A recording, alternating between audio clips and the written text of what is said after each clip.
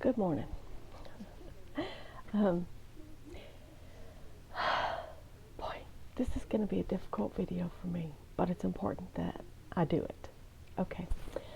Um, when I go to new territory, it's because Jesus has already went before me, has prepared the way, and I'm just following. I'm just being a lamb, right? So I never know how things are going to go. That's what it means to be led. You just follow him, right? So here I am at Allen's, and Jesus is talking to me the whole time and setting up love opportunities and all this kind of stuff. And pretty early on, I knew that this was going to be short, but I was thinking 6 months is short. But as the time came closer and closer to the end, I was like, what? I haven't even been here a full month hardly. Well, I can't believe this. Well, and I was going to protest, but what's the point?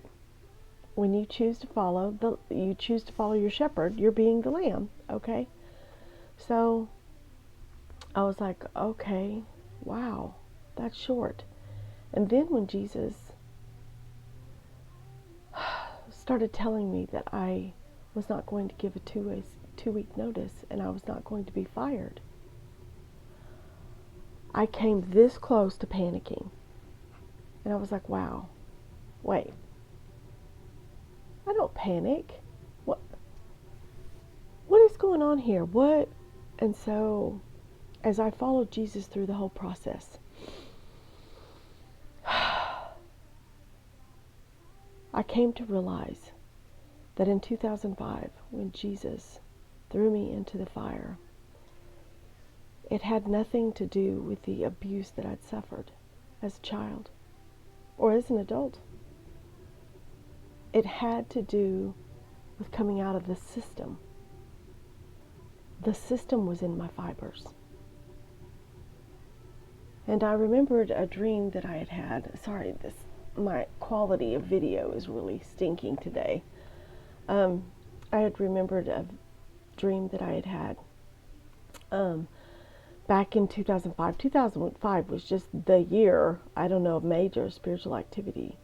But there was one portion of the dream where I was in a room and I had electrodes hooked up to my head, and there was another person there with me and they had electrodes hooked up to their head. And I can't tell you, that's all I can tell you, and I can tell you that he got electric shock and I didn't get any. I didn't feel anything they were doing. And so I overcame, right? It reminds me of the scripture where Jesus says, be of good cheer, I have overcome the world. What he's talking about is the world system. So he saw the system and the development of it before the foundations of the earth. And yet he still created. And isn't it interesting that we cry justice, including me?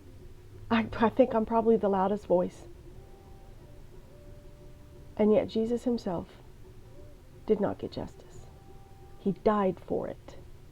He is the one who paid the price for justice. So literally, when we're crying for justice, we are crying for Jesus. Because he is justice. He didn't get any for himself, but he paid for it. That's how important we are to him. So I struggled even in the whole process of it. I was like, look, it's something, this is weird. I am really struggling here. And I said, this is really hard for me to just leave a job. It goes against everything I've been taught. And he goes, I know, Mom. It's the system. Because you see, the system is geared toward control. Remember, I told you there's two umbrellas. One is volition, and it's will. Choice is everything. Then you have obligation on the right side. And control. I always forget. The umbrella is control. And we serve out of obligation. We don't choose. It's what I'm obligated to do to get the benefits of control. Benefits of control? Yeah, there's benefits. To tell you how the system works, because I quit a lucrative job, I couldn't even go to DHS and get food stamps. I couldn't get anything. The system cares nothing for how you feel, for how you're being treated at your job, how things are going. They just care that you go put in your time and you get money. Then you can have a little help. You know, who cares if you're making less than minimum wage? Who cares if you're not being respected? Who cares if you're required to do things on the job that go against everything you believe? It's a job. It pays you money. Shut up. That's it. That's the system. It's very cut and dry. It works on facts, not on truth. So, coming out of that is something else. And this is why this generation rubs against the grain of every person in my generation, because it's like, these people can't hold a job. They can't do anything. It's because they're here to break the system. The system does not serve humanity. It does not help you in any way to grow up in love. It keeps you busy wandering in the desert, and it sucks up all your resources. That's a camel, and that's poverty. That's the system, and it's never going to get any better. The system has to be broken.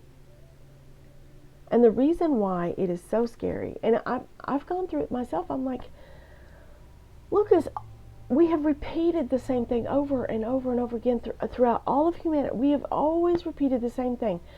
Well, when a government falls, then another one arises, and because the people have to be taken care of, and we fall into the same pattern.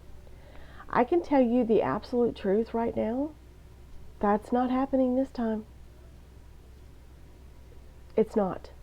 And you're like, well, how can a world work based on people's choices? Because, I mean, for pity's sake, there's people that are choosing to abuse kids. There's people that are choosing to do this and that and everything else. Yes? That's true. But I'm also here to tell you that the hidden ones are going to come forth, and God is going to place them in a particular position that will allow them to have open hearts and open hands, and anyone who comes to the place will automatically, I'm talking automatically, by the Spirit of God coming through the gate, renders your life over. It's dead, and your new life begins. But the process of learning how to walk out of the system is grueling. I laid on my bed and I was like, wow, all these thoughts were just like coming right here. They couldn't get inside, but they were like right here. And I actually saw the Spirit, and I said, oh, is that guilt? And he goes, yes, Trudy, it is. And I went, oh my goodness, I just saw it. And Jesus says, what did you see, Trudy? And I said, Lot's wife. It wasn't that she loved that life so much. She probably even despised it. But the fact that she left the system and she turned back means, what are they going to think of me? What about my name? And just that simple act of looking back invited guilt to clothe the salt. If salt has lost its savor, what good is it in this earth? It doesn't change anything. So by looking back to the system to validate your identity, you're rendering yourself a statue of salt. You're unmovable. You're unmovable. And if you're not movable and you're not changing the environment around you, you are of no consequence and you are of no good. So just by me leaving when Jesus told me to, and not looking back for validation, but just moving forward, continuing to move forward, breaks the system. And I want to encourage every single one of you, whatever God requires of you, whatever He requires of you, you do not know the consequences or the ripple effect. Let's call it that, because consequences and rewards are based on the old system. Let's call it the ripple effect. You have no idea what the ripple effect will be of you simply following the shepherd. I love you, I pray for you, and let's break the system. Let's just get free so that we can all choose love willingly and without regard for how others see us. Because we know that we are being seen by Jesus, and He only speaks forth truth. I love you guys. Bye-bye.